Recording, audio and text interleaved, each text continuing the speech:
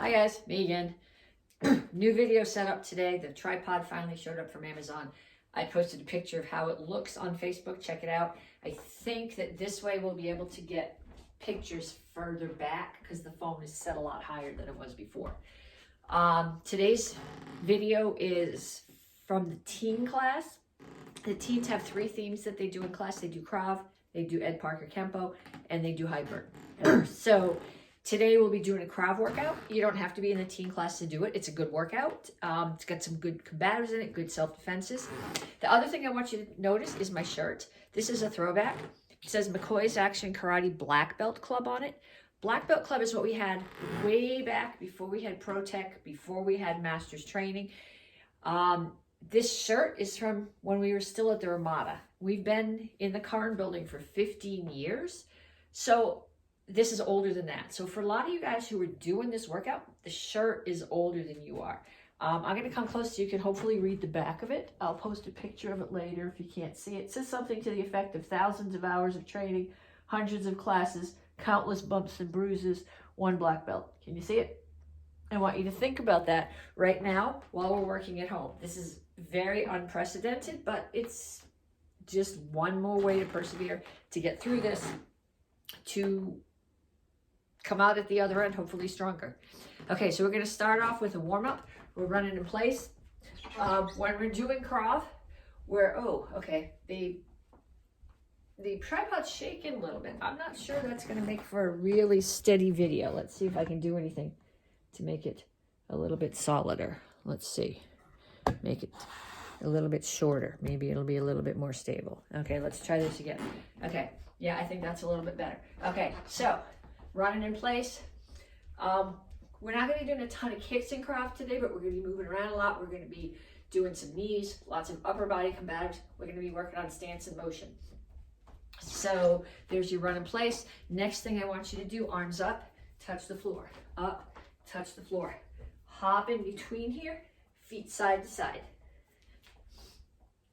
So for all the adults who keep saying, how come the teens get Krav and we don't? Here you go. I'll be trying to post one of these videos every week during the Corona apocalypse. Do them. You'll learn lots of combatives, although you find that you know most of them already. Once you start doing martial arts, the longer you do it, you realize that everything you do looks kind of like something else that you already did. So you'll start to see things that are more familiar. Okay, jumping jacks. So, I mean, a punch is a punch is a punch. The concept of rotating your hips, getting power from the rotation, keeping the strong arm in the back. That's the same, no matter if you're doing karate, if you're doing Krav, if you're just taking a kickboxing class. Those are all the same. Okay, so I had one more thing here on the warm-up. So what was it? Squat and jump. So this is slow. I'm going to squat down, touch the floor, jump. Squat down, touch the floor, jump. Touch, jump, touch, jump, touch, jump. Okay, so if you want more, pause the video. We talked about that yesterday. Pause the video, do more rounds of this. Yeah, I got another video to do later. If I spend all day doing touch and jump, I'm never gonna get to the second video. Second video I'm doing today is XMA, it's sticks. So if you need to practice that form, if you've been watching your kids take class thinking you wanted to learn a stick form, check that video out too. We're gonna stretch, arms up, reach for the ceiling, high as you can, and then reach straight forward. Back is flat here. The chin is up, chest toward the floor. This is flat, somebody could stand on it. The most stretch you can feel here is in your hamstrings. If your back is arched like that, it means your hamstrings are tight. You need to do more to stretch your hamstrings. The biggest thing you can do to stretch your hamstrings is to wear flat shoes. Shoes with no heel. Even if you normally wear running shoes, take a look at them. The heel is probably a good inch higher in the front. That shortens your Achilles. It shortens your hamstrings. Reach for the floor, flat shoes. You want flat shoes. Over to one side, grab your ankle, pull your chest to your knee. Not chin, not like this. Chin is up. You're pulling your chest to your knee. Then you can come down to the side stretch. Can you see me? I need to back up a little bit if you're going to see the side stretch. I'm here. Both heels are on the floor. Pushing my knee out. come up. This is a good hamstring stretch. My toes are facing in one direction. My knees are straight. My chin is up. I'm going to pull my chest down towards my knee. Not my chin, not like this. That stretches, I don't know, somewhere in your upper back, which is not what we need to be stretching right now. We need to be stretching our hamstring. This also gives you a little bit of stretch in the calf of the back leg. Okay, other side. Grab your ankle. Pull your chest to your knee. Down in a side stretch. Both heels on the floor. Push your knee out.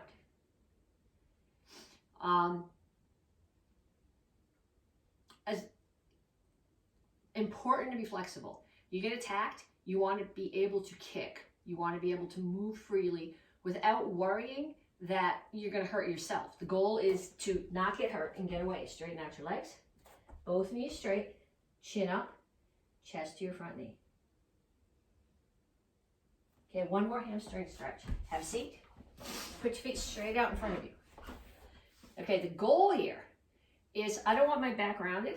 I want my back flat, so the hinge is from my hips. Pull your toes back as far as they'll go. Grab them and pick your heels off the floor. If you can't reach them, start here. Pull the toes back as far as they'll go. Hinge forward from your hips. Okay, when I do the XMA video later, I'm going to offer you a challenge. The goal, seeing by the time that we come back to the karate school, how far you can reach. Okay, so start practicing that now. Okay, so we're going to start off with stance and motion. Stance is, we talk about stance in karate all the time, and a lot of times when we're doing forms, what we're talking about with stance is being planted, so that you're solid, you hit something, you're not going to move. In Krav, in kickboxing, when I'm talking about stance, I'm talking about moving around, always being able to launch, to go somewhere. So I'm right-handed. I will explain what you're going to do if you're left-handed, but I have to do it right-handed. My left side is really stupid. So I'm going to start with my feet about shoulder width apart, all my toes facing forward. Can you see my toes? I'm right-handed, so I'm going to take my right foot and bring it straight back. So my feet are in opposite corners of a box. I'm going to take my back heel off the floor. I'm going to take the weight off my front heel, but not by doing this, by leaning from my hips, so that my weight is very forward, my back is straight, my shoulders are over my hips, and my hands are up. Hands are always up. Now when I move, I always come back to here. It's like the home button on your phone. So if I move, I step and drag, step and drag, step and drag. And the foot that's closer to the direction that I'm going is always the one that moves first. So we go sideways, step and drag, and we come back the same way. What I find is that being right-handed, going left makes sense. Coming back right doesn't make as much sense, but you got to practice it anyway.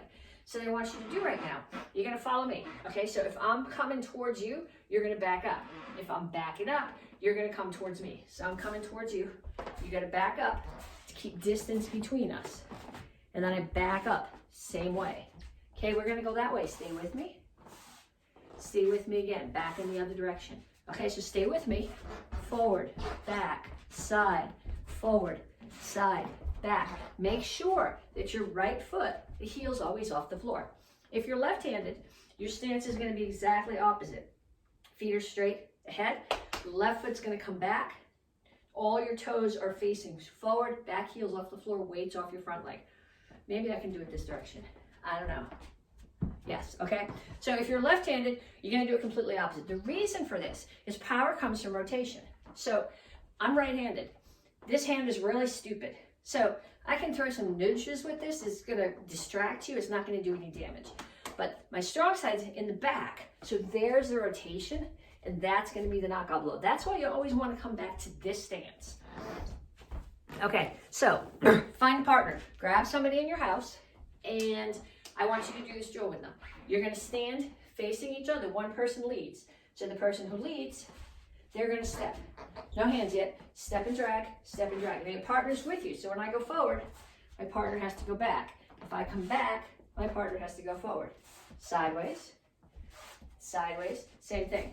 Okay, I'm going to give you one more drill to do with your partner, and then you're going to pause the video, and you're going to do them both with your partner. The other one, if you've watched the beginner kids particularly, but even if you've taken class, shoulder tag. I always ask the kids, why do we spar? And they say to me, we spar because that's how we practice what we would have to do if we got in a fight. And I'm like, not so much, because when you're sparring, there's a million rules. If you get attacked, there's one rule: get away. So what we're really practicing when we spar is timing and distancing, which is a useful thing to know for self-defense, which is why we practice shoulder tag, why we practice sparring. But it's related to self-defense, but a little bit more indirectly than the younger kids tend to think. So what you're going to do right now, you're going to start here. I'm in my fighting stance. Your hands are open. You don't want to do punches because you're doing this with a partner. So I'm going to stand, I'm going to face my partner. And my goal is to step in and touch their shoulders and get away before they touch mine. There's no blocking going on. It's just touch, touch, and get out of the way. Okay, so now you're going to pause the video. And while it's paused, you're going to practice the back and forth, sort of like a dance with your partner. And then you're going to practice shoulder tag. Okay, so pause the video now. I'm serious. Pause the video. Don't go. You can't see me pausing the video. I know you're not pausing the video. Pause the video. Do it. Okay, so now we come back. We're going to do some combatives. Our basic combatives, jab, cross, hook, elbow. So jab is off your front hand. In my fighting stance, I'm right-handed, so my left foot's forward. My jab comes off my front hand. There's a little bit of rotation here. Not as much as you're going to have off the back leg, but there's a little bit of rotation. So there's my jab. My hands are up. I'm punching someone who's the same size, same height as me, right in the face or in the throat. So jab, jab, jab. Now when I cross, it comes off the back leg, and there's way more rotation. So jab, cross, jab, cross, jab, cross. I keep my shoulders up a little bit. This way, when I throw the punch with the front hand, my other hand is protecting this side of my face, but my shoulder up gives me a little bit of protection on the other side of my face. So I always keep that hand up. We're going to add a hook to that. A hook is not this. That's a haymaker. That's a drunk guy in a bar. It's not what we want to practice. That might be what attacks you, but it's not what we want to practice. When you do a hook, I'm going to lift my elbow so that my shoulder, my elbow, my wrist are all in line, and I'm going to rotate my hips. It's your hips that drive it. Just like your hips drive the other strikes, they drive the hook. So now we're going to add jab, cross, hook, jab, cross, hook, jab, cross, hook. Okay, the problem with hitting somebody with your fists is you got all these tiny little bones in your hands. They're really delicate, and it's really easy to hurt yourself as much as you're hitting the other guy. Elbows. Elbows are a wonderful, wonderful weapon. You don't want to hit with the point of your elbow. That's going to do as much damage to you as the guy they're hitting. You want to hit with the muscle, either the one right here below the elbow or the one right here above the elbow.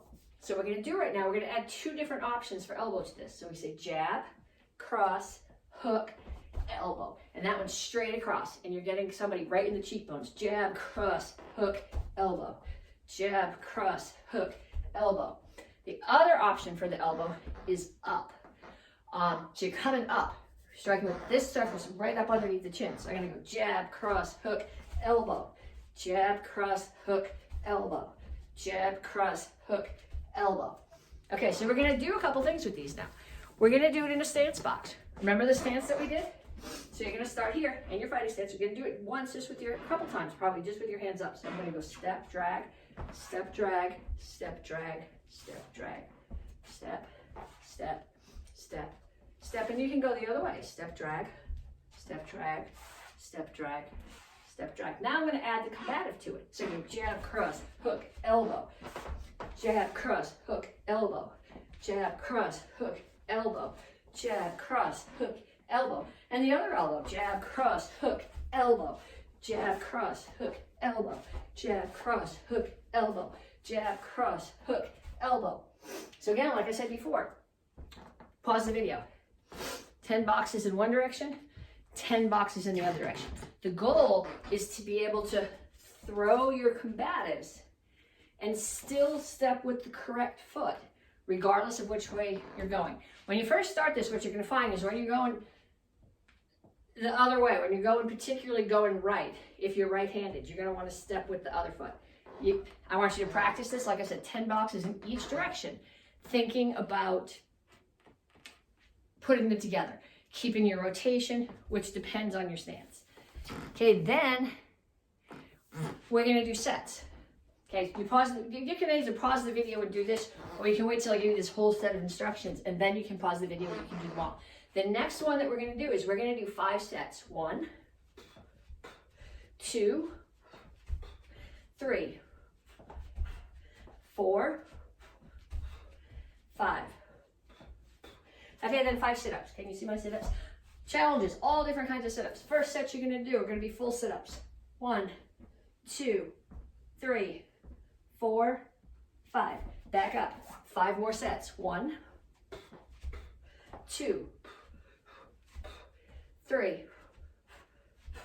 And Cammy Luke, all these elbows are for you. 4, 5.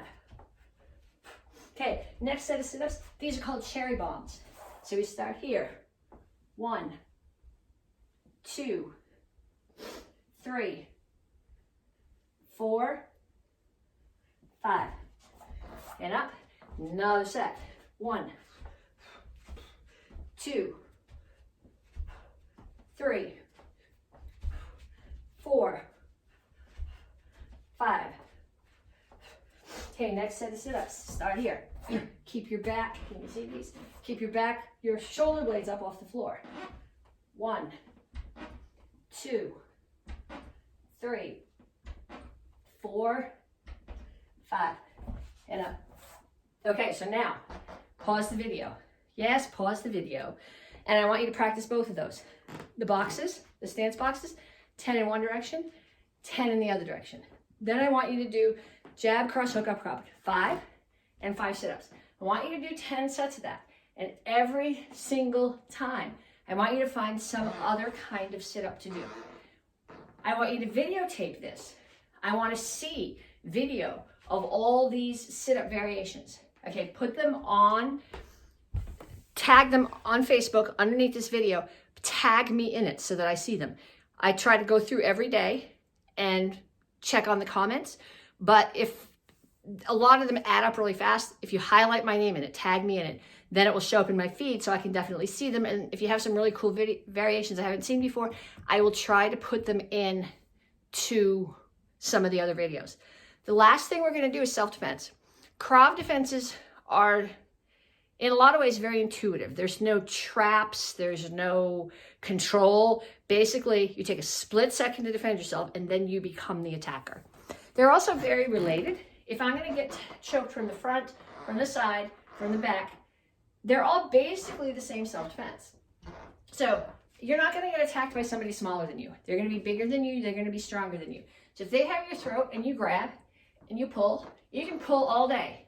Or you can pull till you're unconscious, which is going to be way less than all day. You're not going to get their thumbs really out of your throat. So I'm going to make little claws out of my hands. Sternum, bone right here that all your ribs are connected to that protects your heart. Hands come over the top, touch your sternum, and you pull. So as the hands come back, as they come up, I step back, and as I pluck, I throw an instep kick. The instep kick is meant to be a groin kick. So when you practice this with your partner, kick outside, because if you actually kick them in the groin, there would be no way you're ever going to get anybody in your house to practice with you again. So I start here, somebody chokes me. My legs come back, hands come up here, they start here, groin kick, and then you attack. Those things that we practice, jab, jab, jab, cross, hook, elbow, grab the head, throw some knees, and then turn around and run away. So again, they choke you. Hands come up as you step back. They come here, you pluck, you instep kick, and then you become the attacker. Targets, good targets. Stomach is not a good target. If they do enough sit-ups, you're not going to hurt them by punching them in the stomach. Eyes, temples, nose, chin this way, throat, floating ribs, solar plexus. Those are all targets. Ribs, if you can get them with your knees, you're golden. Okay, so again, they choke. Hands come up as I step back, pluck and kick, violence. Works the same way from the back. I can't throw or kick from the back. Well, I could, I guess, but the pluck is the same from the back. So they choke, my hands come up, they come here, they pluck.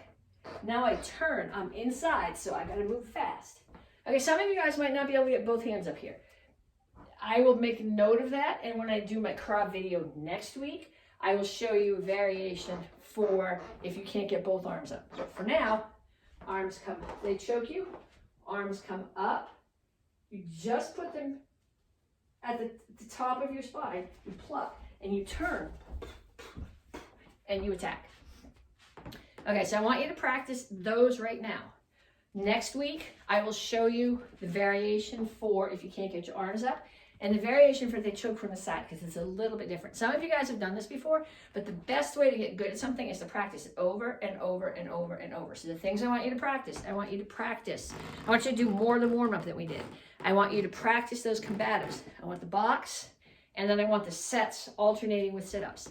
And then I want to see you practice those self-defenses in the air. You can practice them as a cardio drill. You can do, somebody chokes you, pluck, kick, punch, burpees.